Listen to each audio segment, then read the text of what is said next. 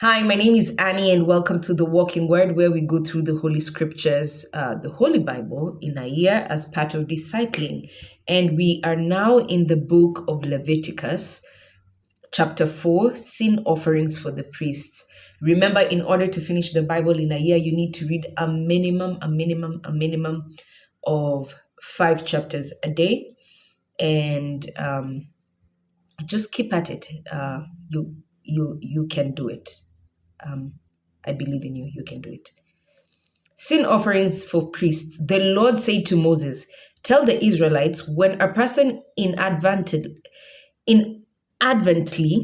commits sin against some command of the Lord by doing one of the forbidden things, it is the anointed priest, the chosen priest, who does sins and thereby makes the people also become guilty."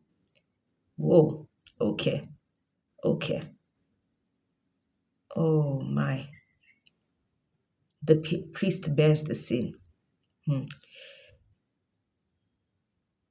If this person commits a sin against the commands of God, anything forbidden, it is the anointed priest who then has sinned, thereby makes the people also become guilty. He shall present to the Lord a young unblemished bull as a sin offering for the sin he committed, bringing the bullock to the entrance of the meeting tent before the Lord. He shall lay his hand on its head and slaughter it before the Lord. The anointed priest shall then take some of the bullock's blood and bring it into the meeting tent, where dipping his finger in the blood, he shall sprinkle it 7 times. 1, 2, 3, 4, 5, 6, 7. He shall sprinkle it 7 times to the Lord toward the veil of the sanctuary. This time not toward the altar, but towards the veil, towards the holies of holies.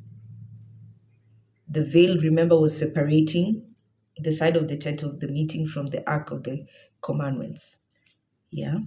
The priest shall also put some of the blood on the horns of the altar of fragrant incense, which is before the Lord in the meeting tent. The rest of the bullock's blood he shall pour out at the base of the altar of the holocaust, which is at the entrance of the meeting tent. From the sin offering bullock, he shall remove all the fat, the fatty membrane over the inner organs, and all the fat that adheres to them, as well as the 2 kidneys with the fat on them near the loins, and the lobe of the liver, which he must sever above the kidneys. This is when you sever. I guess when you sever above the kidneys, then you're able to remove it whole. This is the same as is removed from the ox of the peace offering, and the priest shall burn it on the altar of holocaust. The hide of the bullock and all its flesh, with its head, legs, inner organs, and offal. In short, the whole bullock shall be brought outside the camp to a clean place where the ashes are deposited, and there be burnt up in a wood fire. At the place of the ash heap, there it must be burnt. So where that sin offering is burnt, that area must again be cleansed through burning. So for the priest, you see, when a priest sins, he not only sins for himself, but he also makes the people guilty. And this is just wisdom under the priests you sit under. Just be careful. You never know. You could be carrying something that someone else has sinned against God. So just be wary. And one way to be wary is always ask God for the gift of discernment. Let's go. For the community. So we've dealt with the priest. Now if it's the community. If the whole community of Israel inadvertently inadvertently and without even being aware of it, does something that the Lord has forbidden and thus makes itself guilty, should it later on become known that the sin was committed, the community shall present a young bull. So the whole community will now come and present a young bull as a sin offering. They shall bring it before the meeting tent, and there before the Lord, the elders of the community shall lay their hands on the bullock's head. When the bullock has been slaughtered before the Lord, the anointed priest shall bring some of its blood into the meeting tent, and dipping his finger in the blood, he shall sprinkle it 7 times before the Lord toward the veil, again, towards the ark of the covenant. First, even before the altar. Will sprinkle toward it 7 times before the Lord toward the veil. He shall also put some of the blood on the horns of the altar of fragrant incense, which is before the Lord in the meeting tent. The rest of the blood he shall pour out at the base of the altar of holocaust, which is at the entrance of the meeting tent. All of its fat, he shall take from it and burn it on the altar, doing with this bullock just as he did with the other sin offering bullock. Thus the priest shall make atonement for them, and they will be forgiven. This bullock must also be brought outside the camp and burnt, just as has been prescribed for the other one. This is the sin offering for the community. Look at this sin community, and even for the priests. And I'm sure we'll see this private person and the princes, but you'll see this trend that offer it unto the Lord, then the remainder, the sin is placed on this offering.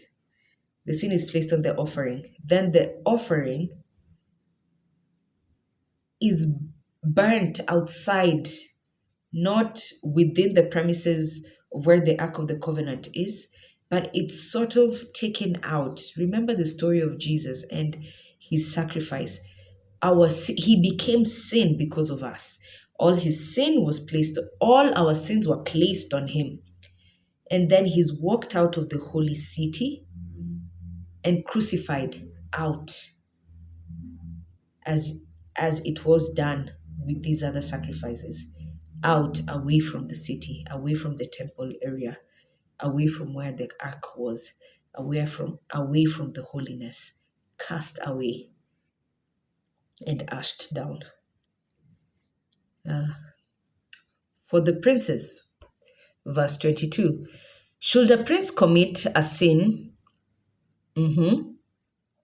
by doing one of the things which are forbidden by some commandment of the Lord, his God, and thus become guilty, if later on he learns of the sin he committed, he shall bring as his offering an unblemished male goat.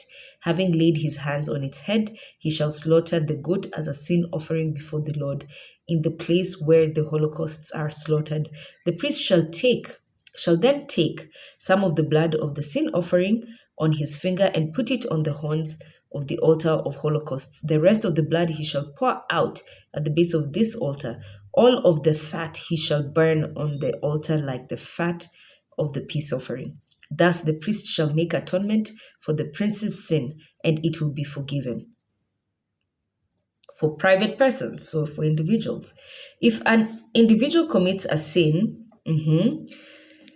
inadvertently, by doing some of the things which are forbidden by the commandments of the Lord, and thus becomes guilty, should he later on learn of the sin? So if you come later and realize, oh man, that was actually a sin, he shall bring an unblemished she-goat as an offering to his sin. Having laid his hand on the head of the sin offering, he shall slaughter it and place it slaughter it at the place of the holocaust. Okay,